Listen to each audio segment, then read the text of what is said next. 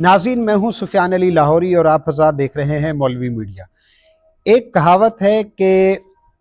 नादान दोस्त की दोस्ती से किसी अक्लमंद दुश्मन की ही दुश्मनी बेहतर है। और ये मैं क्यों कह रहा हूँ? इसलिए कह रहा हूँ कि ईरान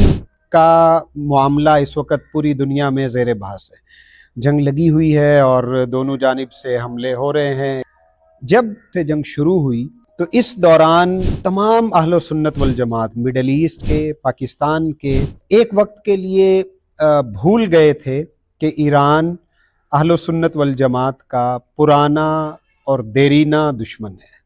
इसके बावजूद कि ईरान ने पूरे मिडल ईस्ट का सुकून बर्बाद किया, इसके बावजूद कि लाखों सुन्नियों का खून ईरान की वजह से बहा, बेशुमार सुन्नी ख़वातीन की असमतों के पामाल होने का सबब ईरान है, इसके बावजूद कि उसने वहाँ पर दहशत गर्दाना तंजीमें परवान चढ़ाईं, प्रॉक्सीज़ का गंदा खेल खेला, इसके बावजूद कि उसने मुल्कों को डिस्टेबलाइज़ किया और बाहर की ताकतों को भी उसकी वजह से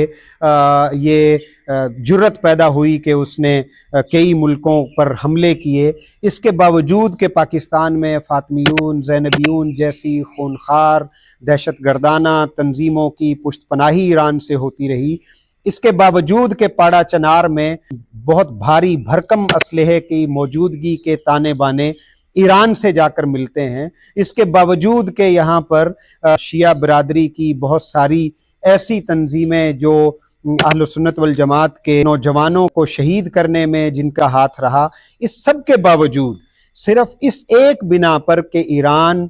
इजराइल की मंजी ठोक रहा है और उसके खिलाफ यानी जंग में उतर रहा है, तो सब कुछ भुला दिया अहले सुन्नत वल जमात ने, इस पूरे खित्ते के लोगों ने। और एक स्पोर्ट पैदा हुई ईरान के लिए, जो कि ईरान के लिए सबसे ज़्यादा मुफीद थी, सबसे ज़्यादा उसके लिए फ़ायदा मंद थी और ख़ुद ईरान उसको एंजॉय कर रहा था कि इतने में चंद नादान और बेवकूफ़ और अहमक दोस्तों ने ये समझा कि हमें ईरान को सपोर्ट करना चाहिए और सपोर्ट के नाम पर उन्होंने पाकिस्तान के अंदर बैठकर ऐसी ज़बान इस्तेमाल करना शुरू की और वो नैरेटिव और वो बयानिया परवान चढ़ाया